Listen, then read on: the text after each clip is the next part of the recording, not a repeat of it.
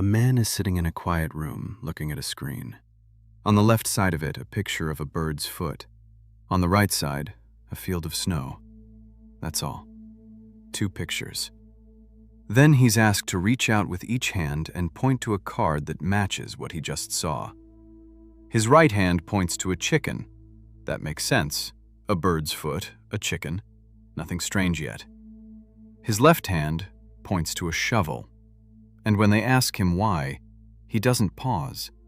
He doesn't say he isn't sure. He looks down at the shovel his own hand has chosen, and he says easily, like it's obvious, "You need a shovel to clean out the chicken shed." It's a good answer. It's confident. It's spoken by an intelligent, honest man who is not lying to anyone. And it is completely made up. Because the reason his left hand reached for that shovel has nothing to do with chickens. The man just told you a story about why he did something, and he had no idea he was doing it. He can't tell. Neither could you. To understand how that's possible, you have to know one thing about the person in that room. Some years earlier, a surgeon opened his skull and cut his brain almost in 2.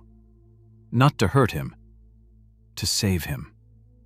Your brain is 2 halves, a left and a right, and they are joined by a thick bridge of nerve fibers, 200 million of them, called the corpus callosum. It's the cable that lets one side talk to the other. In some people with severe epilepsy, a seizure starts on one side and races across that bridge until it swallows the whole brain, again and again, a storm that no drug can stop. So, in the early 1960s, doctors tried something that sounds like science fiction.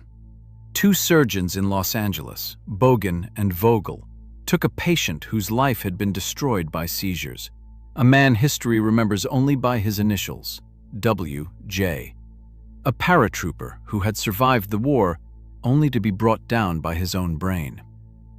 And they cut the bridge. Nobody was sure what would happen.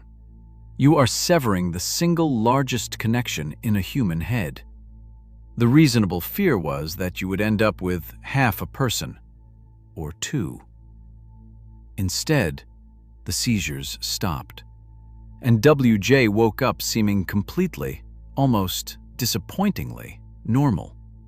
He talked, he joked, he remembered his life. On the surface, nothing was wrong at all. But 2 scientists, Roger Sperry and his young student Michael Gazzaniga, suspected the surface was hiding something. Sperry had already spent years cutting the brains of cats and monkeys, and he had seen the impossible. You could teach 1/2 of an animal's brain a task, and the other half would have no idea it had ever been learned. 1 skull, 2 separate students. Now they had a human being to ask.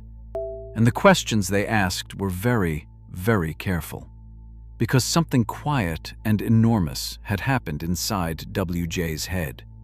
The 2 halves of his brain could no longer speak to each other. They were now, in 1 skull, 2 separate islands of a person, and they did not always agree. Watch a split-brain patient closely, and you start to see the seams. One man would reach out with his right hand to button his shirt, and his left hand would follow behind and unbutton it. One hand dressing him, the other undressing him at the same time. A woman's left hand would pick up items in a shop she had no intention of buying and put them in the cart, and her right hand would take them back out. One patient's left hand grabbed his wife roughly, while his right hand rushed in to pull it away and protect her. It looks like a fight. It is a fight. It's 2 halves of a mind that used to be one, now reaching for different things in the same body, with nobody in charge of both. And then there was the strangest test of all. They would hide an object in the man's left hand, out of his sight. An ordinary thing, a spoon, a key. His left hand, run by the right side of his brain, could feel it perfectly. It could sort it from a pile of other objects. It knew exactly what it was holding. and they would ask him to name it. And he couldn't. He would sit there, holding a key in his own hand, feeling it, knowing it, and be completely unable to say the word key, because the half of him that had the object had no voice, and the half of him that had the voice had no object. The knowledge and the words were in two different rooms now, with the door bricked up between them. That's the key to everything that follows. The two halves are not equal in one way. In almost everyone, language lives on the left. The left hemisphere talks. The right hemisphere is mostly silent. It sees, it understands, it acts. It just can't speak, so we almost never hear from it directly. So go back into that quiet room, and the trick becomes clear. The snowy field was flashed only to his right hemisphere, the silent one. The bird's foot was flashed only to his left, the one that talks. His left hand, run by the silent right side that saw the snow, chose the shovel to clear snow. Perfectly logical. But the half of him that can speak never saw any snow. It only ever saw the chicken. So when his mouth is asked to explain the shovel, it reaches for the only thing it knows about, the chicken, and it builds a bridge on the spot. A shovel, a chicken, of course, the shed. The talking part of him invented a reason that felt true, to explain a choice it did not make and could not see. And it never once considered saying the honest thing, which was, I don't know why that hand did that. Gazzaniga spent the rest of his life on that moment. He gave the talking part of the brain a name. He called it the interpreter. Its job is to watch what the body does and spin a story that makes it all make sense. A running narration of you, always confident, always after the fact. And once he was looking for it, he found it everywhere. He tried a crueler, cleaner version. He flashed a written command just to the silent right hemisphere. The word, walk. And the patient stood up and started to leave the room. When Gazzaniga asked him where he was going, the man didn't say, I saw a command. He couldn't have. The talking half never saw it. Instead, he said easily, I'm going to get a Coke. His body had been given an order he could not consciously see, and his voice immediately produced a warm, plausible, first-person reason for a decision that was never his. He wasn't lying. He believed it. To him, it genuinely felt like he had just fancied a drink. They flashed the word laugh to the right side, and the patient laughed. Asked why, he said the researchers were just so funny. They showed the silent hemisphere something upsetting, and the patient's face fell, a real, felt unease rising in him. And when they asked what was wrong, he said he couldn't say exactly. Maybe the room, maybe the whole experiment. He just didn't like it. The right hemisphere had the feeling. The left hemisphere had no idea where the feeling came from. So it made one up and handed it over as the truth. And the man lived inside that truth without a flicker of doubt. His teacher, Roger Sperry, won a Nobel Prize in 1981 for uncovering this hidden geography of the two halves. But it's Gazzaniga's interpreter that should keep you up at night. Because here is where it turns toward you. Your brain is not split. Your bridge is intact. You are not two people. But the interpreter, that narrating module on the left, the one that made up the chicken shed, the Coke, the laughter, is running in your head right now. It is the voice you're hearing these words in, and it does the exact same thing. Think about the last real decision you made, why you took the job, why you left the person, why you snapped at someone this morning. You have a reason. It's a good reason. It's confident, and it feels like the truth. But a great deal of what your brain decides is worked out in places that never learned to speak. Quiet regions, old circuits, A wash of chemistry you have no access to. Mood you can't trace to a cause. A gut pull toward one house, one face, one word over another. The decision surfaces, your body leans, and then your interpreter, arriving a half-second late, looks at what you already did and writes the reason. Fluent, certain, sincere. And you can no more tell the invented reason from the real one than that man could tell there had ever been snow. We can show this in perfectly ordinary people, no surgery at all.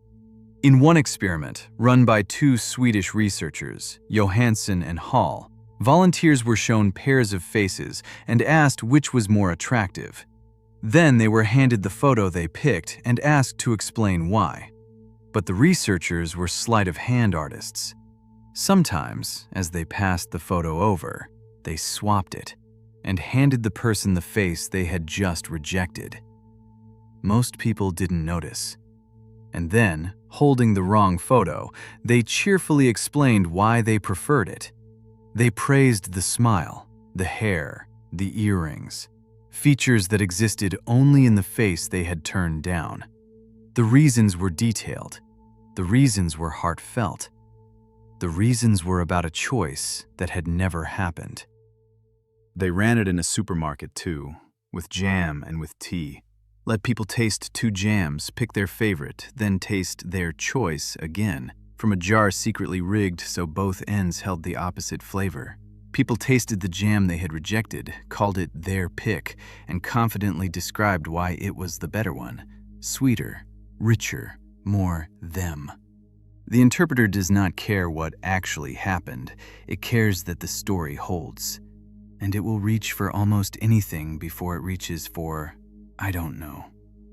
You can see that same refusal in the damaged brain at its most stark. There is a condition, after certain strokes, where a person is paralyzed down one side and completely denies it. Ask them to lift the dead arm and they'll tell you it's lifted.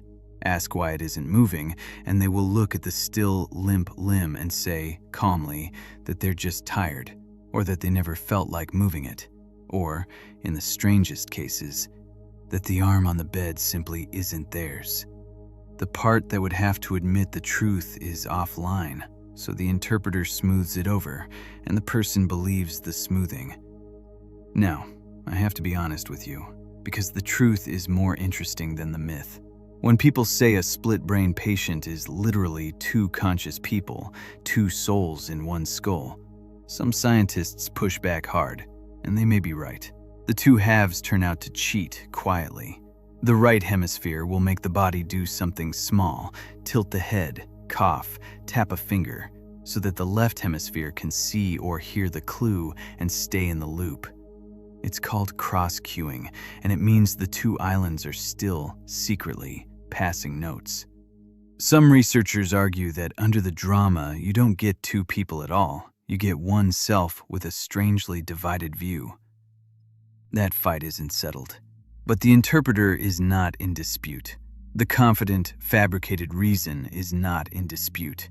Across split brains, whole brains, damaged brains, and perfectly healthy ones, the finding holds. The part of us that explains is not the part of us that decides, and it will happily invent an answer rather than admit it doesn't have one. So the voice in your head, the one narrating your life, the one that will explain in a moment exactly why you kept watching this, is a spokesperson. It's very good at its job. It has never lied to you on purpose. It's just that it was never actually in the room where you were decided. It only walks out afterward, straightens its tie, and tells the world what you meant to do. And in all these years, through every choice you have ever made, through every reason you were so sure of, it has never once said the only completely honest sentence it knows. I don't know why I did that.